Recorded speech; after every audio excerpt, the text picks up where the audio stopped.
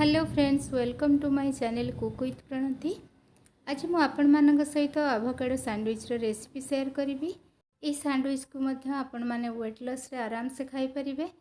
जेहेतु आभोकाडो रे good fat रही थाए, तेणु आभोकाडो खाइबा द्वारा हमर वेट लॉस मध्य होई थाए और एथिरे विभिन्न प्रकार विटामिन्स एवं मिनरल्स रही थाए और भरपूर मात्रा रे फाइबर मध्य थाए।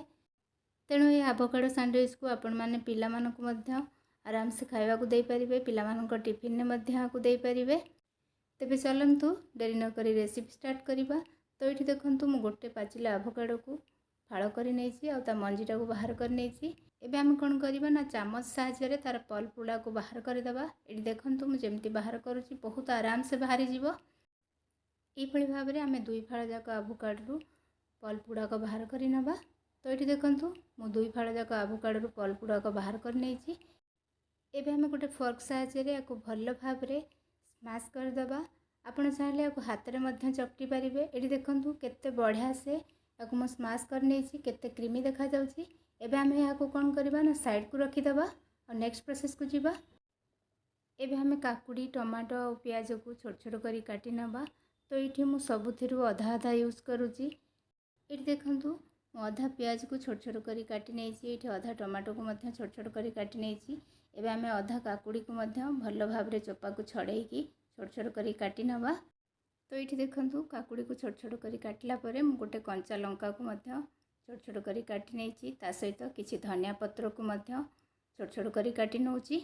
एबे हमें काटिकी रखिथिबा प्याज, टमाटो, काकुड़ी, धनिया पत्र को हमें आभोकाडो थेरे दे दबा। एबे हम एथिरे लूण ऐड करिबा। तो एठी मु आधा छोट चम्मच लूण दे देली, आधा छोट चम्मच चिली फ्लेक्स दे देली, 2 पिंच पाखापाखि ब्लैक पेपर दे देली। एठी मु टिके चटपटा टेस्ट आनिया पई फाळे लेंबू चिपुड़ देछि, ता सहित आधा छोट चम्मच चाट मसला भी दे देली। एबे हम सब को भल्ल भाबरे मिक्स करी नबा। एठी देखंतु ए सब हमर बहुत बढ़िया से भल्ल भाबरे मिक्स हो जाइछि। एबे हम याको साइड को रखी दबा। एबे हम सैंडविच पई ब्रेड को गरम करी नबा।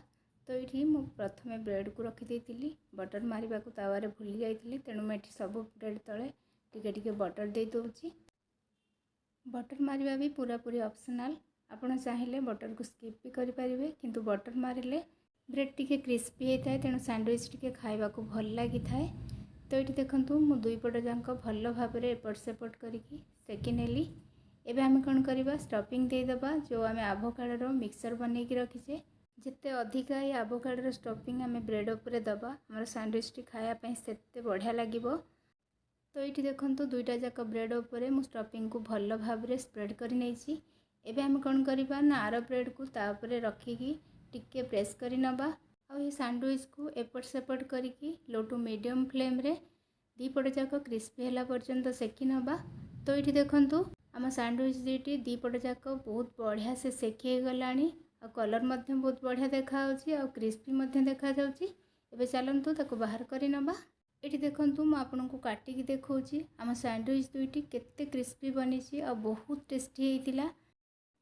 तेणु आपण माने थरे ये रेसिपीटी को घरे निश्चित भाव में बनातु, देखिए पिला मानकु निश्चित भाव में पसंद आसीबो। और जदि ये वीडियोटी आपनको पसंद आसे तेबे मो वीडियो को लाइक करिदेबे और चैनल को सब्सक्राइब करिया को भूलिबेनी। रहुछि पुणी देखा हबो आउ एक नुआ वीडियो रे। धन्यवाद।